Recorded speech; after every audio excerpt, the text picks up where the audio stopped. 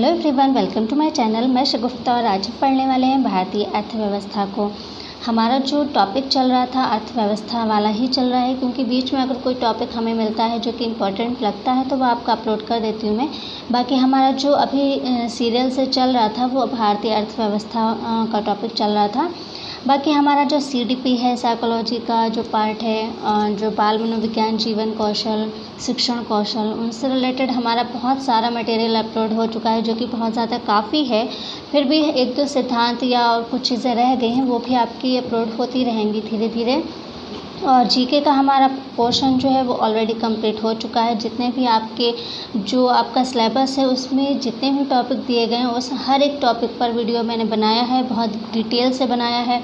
चाहे वो नदियाँ हों, चाहे वो पर्वत हों, भारत के पर्वत, विश्व के पर्वत, या चाहे जो भी टॉपिक आपके GK से रिलेटेड दिए हैं, हर एक टॉपिक को हमने बहुत अच्छे से कवर किया है।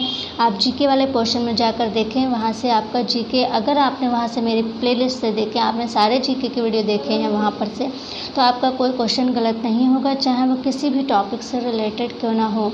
चाहे वो पृथ्वी से रिलेटेड हो, पृथ्वी की संरचना, क्योंकि ये भी एक टॉपिक आपका सिलेबस में दिया गया है। हर एक टॉपिक को अच्छे से वहाँ पे कवर किया है। तो हमारा भारतीय अर्थव्यवस्था का भी बाकी रह गया है। उसमें भी जो बहुत ज़्यादा इम्पॉर्टेंट चीज़ें हैं उनको हमने सबसे पहले कवर किया है। आई थिंक 3 से 4 वीडियो आपके अपलोड हो चुके हैं भारतीय अर्थव्यवस्था से रिलेटेड, और ये आपका आई थिंक 5वां वीडियो है भारतीय अर्थव्यवस्था से, क्योंकि यहाँ से भी हमारे क्वेश्चन आने हैं और आपने देखा ही है। इसका एक क्वेश्चन तो विवादित भी रहा है 69,000 में। क्योंकि विवादित इसलिए रहा है क्योंकि अपने अपने मत होते हैं इसमें, लेकिन एक लॉजिक होता है हर चीज़ का। तो जो कि 69,000 में एक क्वेश्चन जो कि गरीबी का आकलन से रिलेटेड क्वेश्चन पूछा गया था, तो वहाँ पर जो विवादित है, जो PNP ने जो आंसर माना था, उनका अपना कोई लॉजिक होगा, लेकिन जो PNP ने आंसर माना था वो आंसर गलत था, पूरी तरह से गलत था।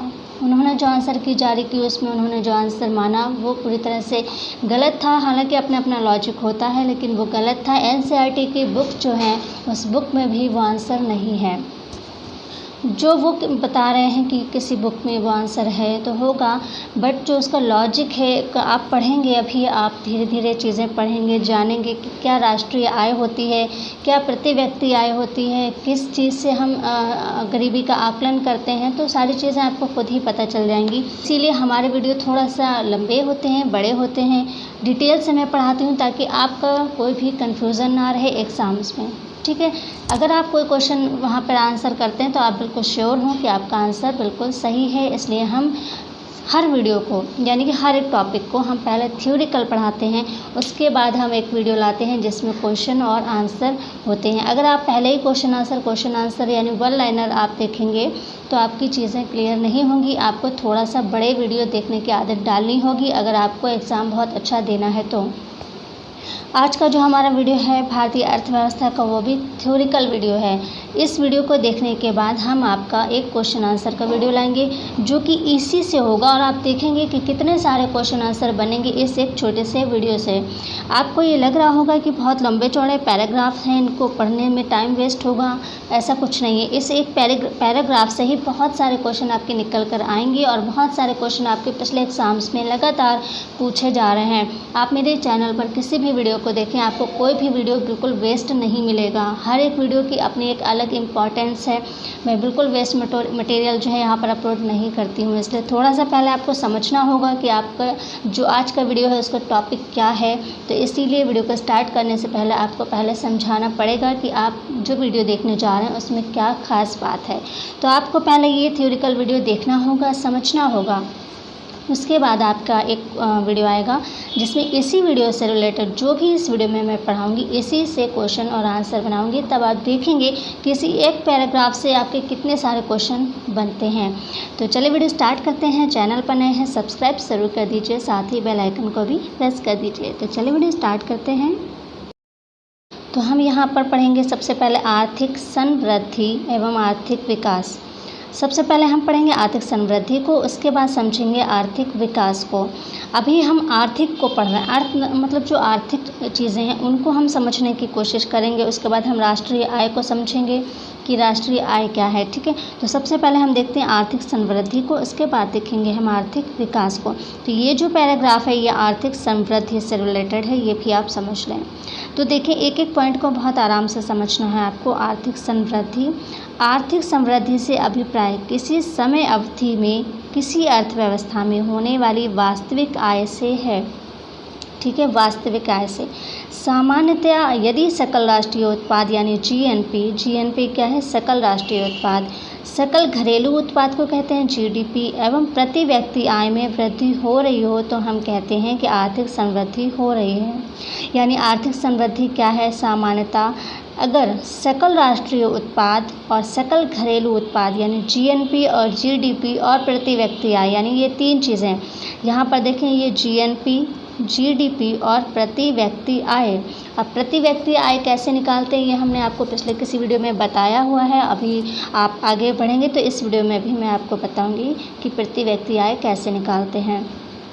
तो यहाँ पर देखें जीएनपी और जीडीपी और प्रति व्यक्ति आय जो होती है उसमें अगर वृद्धि हो रही है तो हम कहते हैं कि आर्थिक समृद्धि हो रही है। यहाँ पर हम समझ सकते हैं एक आम सी कॉमन सी भाषा में कि आर्थिक समृद्धि क्या है। ठीक है, वृद्धि को ही आर्थिक समृद्धि कह सकते हैं कि वृद्धि हो रही है, लेकिन हम इसको आम भाषा में बिल्कुल नहीं ले सकते। क्वेश्चन में पूछा जा सकता है कि किन किन चीज़ों से जो है हम ये कह सकते हैं कि आर्थिक समृद्धि हो रही है, उनमें क्या चीज़ें आती हैं या कि क्या चीज़ें उसमें हम सम्मिलित करते हैं, क्या चीज़ें सम्मिलित की जा सकती हैं, ऑप्शन होंगे आपके। तो आपको ये ध्यान रखना है जीएनपी, जीडीपी और प्रति व्यक्ति आय, अगर इनमें वृद्धि हो रही है तो हम कह सकते हैं कि आर्थिक समृद्धि हो रही है। जीएनपी यानी सकल राष्ट्रीय उत्पाद और जीडीपी यानी सकल घरेलू उत्पाद। ठीक है, तो यहाँ तक क्लियर हो गया कि अगर इन तीनों में वृद्धि हो रही है तो हम कह सकते हैं कि आर्थिक समृद्धि हो रही है। फिर देखिए अर्थात आर्थिक समृद्धि उत्पादन की वृद्धि से संबंधित है। यानी आर्थिक समृद्धि किससे संबंधित, उत्पादन की वृद्धि से संबंधित है। यानी उत्पादन ही है ये सकल राष्ट्रीय उत्पाद और सकल घरेलू उत्पाद, और जो प्रति व्यक्ति आय है वो आय किसी न किसी उत्पादन से ही है। ठीक है, तो हम यहाँ पर कह सकते हैं कि उत्पादन वृद्धि ही क्या है, आर्थिक समृद्धि है। ठीक है, जिसमें कि जो परिमाण होता है, ठीक है, परिमाणात्मक परिवर्तन होते हैं। यानी इसमें परिमाणात्मक परिवर्तन होते हैं, गुणात्मक नहीं होते। ये चीज़ भी आपको ध्यान रखनी है, जो कि श्रम, शक्ति, उपभोग, पूंजी और व्यापार की मात्रा में प्रसार के साथ होता है। तो ये है आपका आर्थिक समृद्धि। कुछ नोट आप ज़रूर देखें, जितने भी नोट आपके हैं इन नोट से आपका हर एक नोट से आपके कोई ना कोई क्वेश्चन पहले आ चुके हैं, आप चाहें तो देख लें। ठीक है, तो पहला नोट हमारा ये है कि किसी देश की आर्थिक समृद्धि का सर्वाधिक उपयुक्त मापदंड क्या है, प्रति व्यक्ति वास्तविक आय। ठीक है, तो ये क्वेश्चन आपका पूछा जा चुका है। ठीक है, किसी देश की आर्थिक समृद्धि का सर्वाधिक उपयुक्त मापदंड क्या है, सबसे ज़्यादा उपयुक्त यानी सर्वाधिक उपयुक्त जो मापदंड होता है वो मापदंड होता है प्रति व्यक्ति वास्तविक आय। यहाँ पर ध्यान रखना है प्रति व्यक्ति आय नहीं, प्रति व्यक्ति वास्तविक आय। ये बहुत ध्यान रखना है आपको कि किसी देश की आर्थिक समृद्धि का सबसे उपयुक्त और सबसे अच्छा जो मापदंड होता है वो होता है प्रति व्यक्ति वास्तविक आय। तो ये तो हो गया आर्थिक समृद्धि। अब हम देखते हैं आर्थिक विकास। आर्थिक विकास को देखते हैं। आर्थिक विकास की धारणा आर्थिक समृद्धि की धारणा से अधिक व्यापक है। ठीक है, जो आर्थिक समृद्धि है उससे भी ज़्यादा व्यापक है आर्थिक विकास की धारणा। फिर है आर्थिक विकास सामाजिक, सांस्कृतिक, आर्थिक, गुणात्मक एवं परिमाणात्मक सभी परिवर्तनों से संबंधित है।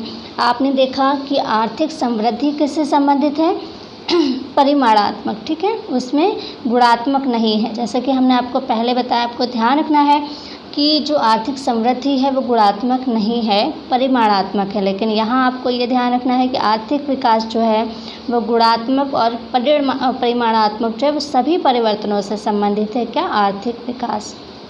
ये आपको देखने से लंबे चौड़े पैराग्राफ लग रहे हैं, पर एक एक लाइन से जो है आपके यहाँ पर क्वेश्चन बनेंगे एग्जाम्स में। ठीक है, तो आर्थिक विकास की धारणा आर्थिक समृद्धि से ज़्यादा अधिक व्यापक है। आर्थिक विकास सामाजिक, सांस्कृतिक और आर्थिक, गुणात्मक और परिमाणात्मक सभी परिवर्तनों से संबंधित है।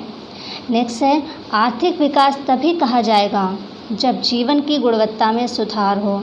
जीवन प्रत्याशा और ये सब चीज़ें भी आपकी पढ़ाई जाएंगी। ठीक है, तो आर्थिक विकास तभी कहा जाएगा जब जीवन की गुणवत्ता में सुधार हो। आर्थिक विकास के माप में अनेक चर सम्मिलित होते हैं, जैसे आर्थिक, नैतिक और सामाजिक संस्थाओं के स्वरूप में परिवर्तन, शिक्षा तथा साक्षरता दर, जीवन प्रत्याशा, पोषण का स्तर, स्वास्थ्य सेवाएं, प्रति व्यक्ति उपभोग वस्तुएं, ये सभी चीज़ें जो हैं आर्थिक विकास मूलतः मानव विकास ही है। क्या क्या चीज़ें सम्मिलित हैं? राजनैतिक, आर्थिक, सामाजिक संस्थाओं के स्वरूप में परिवर्तन, शिक्षा तथा साक्षरता दर, जीवन प्रत्याशा, पोषण का स्तर, स्वस्थ सेवाएं, प्रति व्यक्ति उपभोग वस्तुएं, ये सारी चीज़ें किसमें सम्मिलित हैं? आर्थिक विकास में। और ये सब चीज़ें आपको बिल्कुल रट्टा मार के याद कर लेना है कि इन सब चीज़ों में से आपको बिल्कुल नहीं छोड़ना है, क्योंकि यहाँ से क्वेश्चन आया है, आर्थिक विकास से संबंधित है और आपके ऑप्शन होंगे 4। तो इनमें से आपको ध्यान रखना है कि अगर स्वास्थ्य सेवाएं लिखा होगा उसमें कहीं भी स्वास्थ्य सेवाएं, तो आपको करना है यस, क्योंकि स्वास्थ्य सेवाएं भी हैं इसमें। अगर देते हैं वो पोषण का स्तर, तो यस ये भी है, साक्षरता दर भी है, ठीक है, शिक्षा है, आर्थिक, राजनीतिक, सामाजिक संस्थाओं के स्वरूप में परिवर्तन, ये सब चीज़ें हैं, जीवन प्रत्याशा है मोस्ट इम्पॉर्टेंट। तो ये चीज़ें आपको ज़रूर से ध्यान रखनी है किन किन चीज़ों में है, तो ये चीज़ें आपको ध्यान रखनी है किन किन चीज़ों से संबंधित है। ठीक है, अतः आर्थिक विकास मूलतः मानव विकास ही है। ये जो है आर्थिक विकास हम पढ़ रहे हैं ना, ये क्या है? मूलतः क्या है? मानव विकास ही है। अब मानव विकास, शिक्षा क्या है, स्वास्थ्य क्या है, ये सब मानव विकास से ही रिलेटेड चीज़ें हैं, मानव से ही रिलेटेड चीज़ें हैं। तो हम ये कह सकते हैं कि मानव विकास ही क्या है? आर्थिक विकास है। ठीक है, तो ये तो एक कॉमन सी बात है, ये नहीं पूछा जाएगा आपसे, लेकिन एक बात है समझाने के लिए कि आर्थिक विकास मूलतः मानव विकास ही है। भारतीय मूल के नोबेल पुरस्कार विजेता और अर्थशास्त्री प्रोफेसर अमर्त्य सेन ने आर्थिक विकास को आधिकारिकता के तौर पर तथा क्षमता के विस्तार के रूप में परिभाषित किया है, जिसका तात्पर्य जीवन, पोषण, आत्मसम्मान और स्वतंत्रता है। ये इतना ज़्यादा इम्पॉर्टेंट नहीं है, या ना ही यहाँ से कोई क्वेश्चन आएगा, बट यहाँ पर एक ये जो वैज्ञानिक हैं ये इससे रिलेटेड हैं, तो इनको भी आप समझ लें। प्रोफेसर अमर्त्य सेन जो कि नोबेल पुरस्कार विजेता हैं, ये आप सबने पढ़ा होगा, जो नोबेल पुरस्कार विजेता हैं भारत के, वो तो आपने पढ़े होंगे, तो ये भारत के हैं और नोबेल पुरस्कार विजेता हैं, अर्थशास्त्री हैं अमर्त्य सेन। इन्होंने आर्थिक विकास को आधिकारिकता तथा क्षमता के विस्तार के रूप में परिभाषित किया है, जिसका तात्पर्य जीवन, पोषण, आत्मसम्मान और स्वतंत्रता है। ठीक है, महबूबुल हक जो कि पाकिस्तान के हैं, उन्होंने आर्थिक विकास को गरीबी के विरुद्ध लड़ाई के रूप में परिभाषित किया, चाहे वो गरीबी किसी भी रूप में हो। ठीक है, तो यहाँ से आप देखें कि जो अमर्त्य सेन है उन्होंने किस में परिभाषित किया है? जीवन, पोषण और आत्मसम्मान तथा स्वतंत्रता जो है उन्होंने बताया है कि स्वतंत्रता है।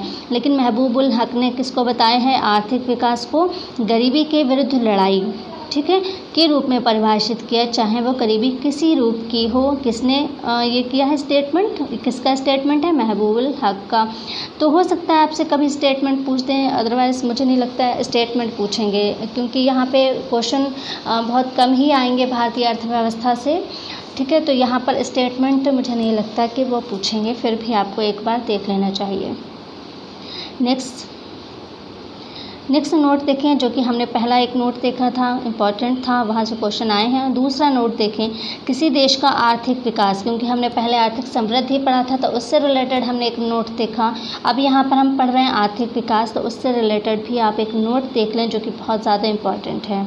किसी देश का आर्थिक विकास जो है वो प्राकृतिक संसाधन, पूंजी निर्माण एवं बाजार के आकार पर निर्भर करता है। मोस्ट इम्पॉर्टेंट है ये। आपको इतना लंबा पैराग्राफ में एक निचोड़ क्या मिलता है, वो ये कि किसी देश का आर्थिक विकास जो है वो प्राकृतिक संसाधन और पूंजी निर्माण और बाजार के आकार पर निर्भर करता है। पैराग्राफ से तो आपको ये सारी चीज़ें मिलेंगी कि वो किस किस से संबंधित है, शिक्षा से, स्वास्थ्य से, है ना, तो वो सारी चीज़ें भी आपको पढ़नी हैं, क्योंकि वहाँ से भी क्वेश्चन आपके आएंगे। बट एक बात क्या है कि आर्थिक विकास है कि किसी देश का आर्थिक विकास प्राकृतिक संसाधन, पूंजी निर्माण और बाजार के आकार पर निर्भर करता है। इम्पॉर्टेंट है, इसको आप ज़रूर से देख लें। अब हम देखते हैं मानव विकास सूचकांक, जो कि यहाँ से भी क्वेश्चन बनते हैं, क्योंकि हर साल जो है एक लिस्ट जारी होती है जिसमें सूचकांक में कौन से नंबर पर कौन सा देश रहा है, जो कि यूएनडीपी जारी करता है। तो हम इसको पढ़ते हैं मानव विकास सूचकांक को। इसके बाद हम पढ़ेंगे कुछ नोट्स देखेंगे हम लास्ट में, ठीक है, जो कि इम्पॉर्टेंट हैं। तो यहाँ से देखते हैं मानव विकास सूचकांक यानी SDI। इस सूचकांक का प्रतिपादन 1990 में यूनाइटेड नेशन डेवलपमेंट प्रोग्राम, जिसको UNDP कहते हैं। UNDP हमने आपको UNDP के बारे में बताया है किसी वीडियो में, इसका जो हेडक्वार्टर है वो सब कहाँ है वो पढ़ाया हुआ है आपको। तो मानव विकास सूचकांक जो है, इस सूचकांक का प्रतिपादन कौन करता है? UNDP ने 1990 में यूनाइटेड नेशन डेवलपमेंट प्रोग्राम यानी कि UNDP से जुड़े अर्थशास्त्री महबूबुल हक जो कि पाकिस्तान के हैं और अमर्त्य सेन जो कि भारत के हैं, नोबेल पुरस्कार विजेता हैं, तथा उन्होंने किया था किसका? UNDP जो मानव विकास सूचकांक है उसका प्रतिपादन किसने किया था? तो अमर्त्य सेन ने, महबूबुल हक ने और उनके सहयोगियों ने किया था। तो ये ध्यान रखना है आपको कि मानव विकास सूचकांक यानी कि SDI का प्रतिपादन किसने किया था? तो अमर्त्य सेन ने, महबूबुल हक ने और उनके सहयोगियों ने किया था। फिर नेक्स्ट देखें, मानव विकास सूचकांक एक सांख्यिकीय सूचकांक है, ठीक है। मानव विकास सूचकांक एक कैसा है? सांख्यिकीय सूचकांक है, जिसमें जीवन प्रत्याशा, शिक्षा और आय सूचकांकों को शामिल किया जाता है। जीवन प्रत्याशा जो है ये अर्थशास्त्र में बहुत ज़्यादा इम्पॉर्टेंट है, तो इसको जो है आपको बहुत ध्यान से पढ़ना है। हम अलग से एक वीडियो में आपको जीवन प्रत्याशा के बारे में भी बताएंगे। तो जो मानव विकास सूचकांक है एक सांख्यिकीय सूचकांक है, ये ध्यान रखना है आपको कि ये एक सांख्यिकीय सूचकांक है जिसमें जीवन प्रत्याशा, शिक्षा और आय सूचकांकों को शामिल किया जाता है। संयुक्त राष्ट्र द्वारा पहला मानव विकास सूचकांक 1990 में जारी किया गया था, ठीक है। तो ये आपको ध्यान रखना है कि पहला जो मानव विकास सूचकांक है कब जारी किया गया था? 1990 में जारी किया गया था। प्रत्येक वर्ष इसे संयुक्त राष्ट्र विकास कार्यक्रम यानी कि UNDP द्वारा प्रकाशित किया जाता है, जैसे कि पहले ही आपको बताया है। तो यहाँ पर UNDP जो है जारी करता है मानव विकास सूचकांक, हर वर्ष जारी करता है। पहला जारी हुआ था 1990 में और 1990 में ही इसका जो है प्रतिपादन किया था अमर्त्य सेन ने, महबूबुल हक ने और उनके सहयोगियों ने किया था। इसमें क्या होता है? मानव विकास सूचकांक एक सांख्यिकीय सूचकांक है जिसमें जीवन प्रत्याशा, शिक्षा और आय सूचकांकों को शामिल किया जाता है, ठीक है। UNDP इसको जारी करता है। अब यहाँ से एक जो खास चीज़ है वो देखें, मानव विकास सूचकांक का उच्चतम मान कितना हो सकता है? तो ये पूछ सकते हैं आपसे, मानव विकास सूचकांक का उच्चतम मान कितना हो सकता है? तो मानव विकास सूचकांक का उच्चतम मान हो सकता है 1.0 तक हो सकता है, ठीक है, यानी 1.0 तक हो सकता है मानव विकास सूचकांक का उच्चतम मान। यहाँ पर उच्चतम मान आपसे पूछ सकते हैं कि उच्चतम मान कहाँ तक जा सकता है? तो मानव विकास सूचकांक का उच्चतम मान 1.0 तक हो सकता है। अब हम देखते हैं कुछ विविध यानी कि कुछ हम नोट्स देख लेते हैं जो कि इम्पॉर्टेंट हैं। तो सबसे पहले हम देखते हैं उत्पादन लागत पर निवल राष्ट्रीय उत्पाद राष्ट्रीय आय है, यानी राष्ट्रीय आय क्या है, जो कि अभी आपने राष्ट्रीय समृद्धि और राष्ट्रीय आर्थिक समृद्धि और आर्थिक विकास में पढ़ा है राष्ट्रीय आय को बार बार। तो राष्ट्रीय आय क्या है? उत्पादन लागत पर निवल राष्ट्रीय उत्पाद ही क्या है? राष्ट्रीय आय है। तो इसको जो है बहुत ध्यान से पढ़ना है, क्योंकि ये आय वाले क्वेश्चन जो होते हैं ना, प्रति व्यक्ति आय या गरीबी का आकलन, जो इस तरह के क्वेश्चन लगातार पूछे जा रहे हैं, तो यहाँ से आपको ध्यान से इसको नोट करना है कि जो उत्पादन लागत होती है उस पर निवल राष्ट्रीय उत्पाद जो होता है उसी को कहते हैं राष्ट्रीय आय, ठीक है। दूसरा पॉइंट देखें, हिंदू वृद्धि दर राष्ट्रीय आय से संबंधित है, ठीक है। हिंदू वृद्धि दर किससे संबंधित है? राष्ट्रीय आय से संबंधित है, ध्यान रखिएगा। नेक्स्ट है, भारत में राष्ट्रीय आय में सर्वाधिक योगदान तृतीय क्षेत्र यानी सेवा क्षेत्र का है। क्षेत्र आपको सारे बताए हैं कि प्रथम क्षेत्र में क्या क्या चीज़ें सम्मिलित हैं, दूसरे में, तीसरे में, तो वो सारी चीज़ें आप पहले जो भारतीय अर्थव्यवस्था का फर्स्ट वीडियो है आप उसमें देख सकते हैं। नेक्स्ट पॉइंट है, प्रति व्यक्ति आय निकालने के लिए देखें यहाँ से कि प्रति व्यक्ति आय कैसे निकालते हैं।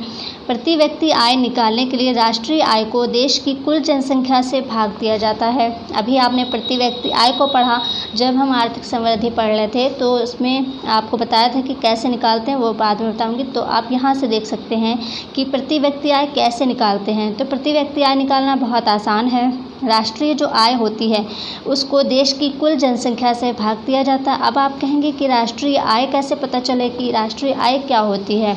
जब राष्ट्रीय आय पता होगी तभी तो हम देश की कुल जनसंख्या से भाग देंगे और तभी तो प्रति व्यक्ति आय निकलेगी। तो प्रति व्यक्ति आय निकालने के लिए राष्ट्रीय आय को देश की कुल जनसंख्या से भाग देते हैं। तो ये राष्ट्रीय आय क्या है? राष्ट्रीय आय जो है वो किसी भी अर्थव्यवस्था में, यानी किसी भी अर्थव्यवस्था में एक वर्ष के दौरान यानी पूरे एक साल के दौरान उत्पादित अंतिम वस्तुओं तथा सेवाओं का जो मूल्य है वही राष्ट्रीय आय कहलाता है। ठीक है, यानी किसी भी अर्थव्यवस्था में एक साल के दौरान जो भी उत्पादित जो अंतिम वस्तुएं होती हैं उनका और सेवाएं जो होती हैं उसका जो मूल्य होता है वही राष्ट्रीय आय कहलाता है। अगर इसको आप नोट करना चाहें तो आप नोट कर सकते हैं इस वीडियो को पॉज करके कि राष्ट्रीय आय किसे कहते हैं। तो किसी भी अर्थव्यवस्था में एक वर्ष के दौरान उत्पादित अंतिम वस्तुओं तथा सेवाओं का मूल्य राष्ट्रीय आय कहलाता है। एक बार फिर से सुन लें कि किसी भी अर्थव्यवस्था में एक वर्ष के दौरान उत्पादित अंतिम वस्तुओं तथा सेवाओं का मूल्य ही राष्ट्रीय आय कहलाता है। और राष्ट्रीय आय को देश की कुल जनसंख्या से जब हम भाग दे देते हैं तो हमें प्राप्त होती है प्रति व्यक्ति आय। ठीक है, तो प्रति व्यक्ति आय निकालने का ये फॉर्मूला है कि राष्ट्रीय आय को जो है कुल जनसंख्या से भाग दे देते हैं। नेक्स्ट पॉइंट देखें, भारत के सकल जो घरेलू उत्पाद है, भारत के सकल घरेलू उत्पाद में विभिन्न क्षेत्रों के योगदान का हास्यमान क्रम क्या है। यानी कि जो भारत में सकल घरेलू उत्पाद है उसमें जो विभिन्न क्षेत्र जो अपना अपना योगदान देते हैं तो उस योगदान का हास्यमान क्रम क्या है। तो सबसे पहले सेवा, उद्योग, कृषि, ये जो इसका क्रम है। ठीक है, पर ये इतना ज़्यादा इम्पॉर्टेंट नहीं है। यहाँ पर देखें ये इम्पॉर्टेंट है मूल्यह्रास। मूल्यह्रास हमें कैसे मिलता है ये हमने पिछले वीडियो में भी आपको बताया है। सकल राष्ट्रीय उत्पाद में से जब हम निवल राष्ट्रीय उत्पाद को घटा देते हैं तो हमें क्या मिलता है, मूल्यह्रास होता है। यानी मूल्यह्रास कैसे होता है, सकल राष्ट्रीय उत्पाद से निवल आय जो राष्ट्रीय उत्पाद है उसको हम घटा देते हैं तो हमें मूल्यह्रास प्राप्त होता है। मूल्यह्रास बराबर सकल जो घरेलू ये जो राष्ट्रीय उत्पाद होता है सकल राष्ट्रीय उत्पाद उसमें से निवल राष्ट्रीय उत्पाद घटा देंगे तो मूल्यह्रास होता है। और ये पिछले वीडियो में आपको समझाया हुआ है। नेक्स्ट है राष्ट्रीय आय अनुमान की गणना करते समय निर्यात मूल्य को जोड़ा जाना और आयात मूल्य को घटाया जाना ध्यान में रखना अपेक्षित होता है। यानी जो राष्ट्रीय आय अनुमान की जो गणना है वो करते समय निर्यात मूल्य को जोड़ा जाना और आयात मूल्य को घटाया जाना ध्यान में रखना अपेक्षित होता है। यानी कि हमको जो है ये ध्यान में रखना है कि हमको क्या करना है, निर्यात मूल्य है उसको जोड़ना है और आयात मूल्य को घटाना है, तभी हमें राष्ट्रीय आय का जो है अनुमान हम निकाल सकते हैं, उसकी गणना कर सकते हैं राष्ट्रीय आय की। फिर है इम्पॉर्टेंट है कि गोवा की जो प्रति व्यक्ति आय है वो सबसे अधिक है। और प्रति व्यक्ति आय कैसे निकालते हैं, राष्ट्रीय आय को कुल जनसंख्या से भाग दे देते हैं। तो गोवा है उसकी जो प्रति व्यक्ति आय है वो सबसे अधिक है। ये इम्पॉर्टेंट है, ध्यान रखिएगा कि कहाँ की प्रति व्यक्ति आय सबसे अधिक है, गोवा की। ठीक है, नेक्स्ट पॉइंट है हमारा ड्रेन का सिद्धांत का प्रतिपादन दादा भाई नौरोजी ने किया था। इम्पॉर्टेंट है कि ड्रेन का सिद्धांत किसने दिया था, तो दिया था दादा भाई नौरोजी ने, जिस ड्रेन का सिद्धांत। ठीक है, ड्रेन का सिद्धांत क्या है वो किसी और वीडियो में बता दूंगी, पर इम्पॉर्टेंट नहीं है इतना, क्योंकि आपको बहुत ज़्यादा डीपली नहीं पढ़ना है। आपके 5 क्वेश्चन ही यहाँ से आने हैं तो बहुत ज़्यादा इम्पॉर्टेंट हो सकते हैं आपके लिए कुछ चीज़ें। तो जो इम्पॉर्टेंट है वही बस आप पढ़िए, ज़्यादा डीपली ना पढ़िए। ठीक है, क्योंकि यहाँ पर आपको सिर्फ 5 क्वेश्चन ही करने हैं, इसके लिए आप जो है बहुत ज़्यादा डीप में मत जाइए और वो चीज़ें डीप में जाकर भी पढ़ी जाएं जो इम्पॉर्टेंट है, बट जो इम्पॉर्टेंट है ही नहीं उसके लिए टाइम वेस्ट ना करिए आप। तो ड्रेन का सिद्धांत जो है वो इतना ज़्यादा इम्पॉर्टेंट नहीं है, अगर टाइम होगा तो कभी बता भी दूंगी आपको। तो ड्रेन का सिद्धांत जो है उसका प्रतिपादन दादा भाई नौरोजी ने किया था। नेक्स्ट पॉइंट है हमारा, किसी देश की आर्थिक वृद्धि की सर्वाधिक उपयुक्त माप जो है वह सकल घरेलू उत्पाद है। तो ये भी ध्यान रखिएगा, किसी देश की आर्थिक वृद्धि जो होती है उसकी सर्वाधिक उपयुक्त माप क्या है, माप है सकल घरेलू उत्पाद। सबसे उपयुक्त माप है सकल घरेलू उत्पाद। तो ये थे कुछ पॉइंट जो कि आपके लिए इम्पॉर्टेंट थे। हालांकि हम थ्योरिकल वीडियो देख रहे हैं यहाँ पर, तो थ्योरी में आपने राष्ट्रीय जो आर्थिक समृद्धि है उसको देखा, आर्थिक विकास को देखा, मानव विकास सूचकांक को देखा आज के वीडियो में। नेक्स्ट वीडियो में हम पंचवर्षीय योजनाओं से रिलेटेड कुछ चीज़ें देखेंगे। हालांकि पंचवर्षीय योजनाओं का आपका जो पंचवर्षीय योजना है उसका आपका जो है कंप्लीट हो चुका है, सारा टॉपिक आपका अपलोड हो चुका है। लेकिन यहाँ पर देखेंगे कि जो पंचवर्षीय योजनाओं में जो गैप हुए थे, वो गैप जो हुए थे क्यों हुए थे, वो गैप जिन्हें योजना अवकाश कहते हैं। जो पंचवर्षीय योजनाएं होती हैं, एक ख़त्म होती है दूसरी स्टार्ट हो जाती है, दूसरी ख़त्म होती है तीसरी स्टार्ट हो जाती है, लेकिन इसमें भी गैप हुए हैं और वो गैप 3 बार हुए हैं और उसको कहते हैं योजना अवकाश। तो योजना अवकाश अब तक 3 बार हुआ है और आई थिंक चौथी बार ये कोविड की वजह से हो रहा है। तो जो 3 योजना अवकाश हुए हैं वो क्यों हुए हैं, क्या उसका कारण रहा है, वो सारी चीज़ें देखेंगे। प्लस उसके साथ ही जो पंचवर्षीय योजनाएं हैं उनमें से कुछ फैक्ट हैं, कुछ चीज़ें हैं कि सब में नहीं है, पर कुछ पंचवर्षीय योजना में कुछ फैक्ट रहे हैं, वो सारी चीज़ें हम देखेंगे। अनवरत योजना क्या है उसके कुछ पॉइंट देखेंगे। तो योजना जो होती है, ये पंचवर्षीय योजनाएं जो हैं 5 ईयर प्लान्स जो है इंपॉर्टेंट टॉपिक है आपका ये, और ये पूरा हमने बहुत अच्छे से डीपली पढ़ाया हुआ है। पर यहाँ पर नेक्स्ट वीडियो में हम योजना अवकाश को देखेंगे कि अवकाश जो गैप हुए थे वो क्यों हुए थे, या अनवरत योजना क्या है उसको हम देखेंगे नेक्स्ट वीडियो में। और भी बहुत कुछ देखने वाले हैं हम नेक्स्ट वीडियो में, जो कि बहुत ज़्यादा इंपॉर्टेंट टॉपिक होगा आपका नेक्स्ट। बट यहाँ से जो आपने आज के वीडियो में पढ़ा, इसके लिए भी क्वेश्चन आंसर वाला वीडियो आपका जल्दी ही अपलोड हो जाएगा। तो आज के वीडियो में इतना ही, मिलते हैं नेक्स्ट वीडियो में, तब तक के लिए take care and bye bye.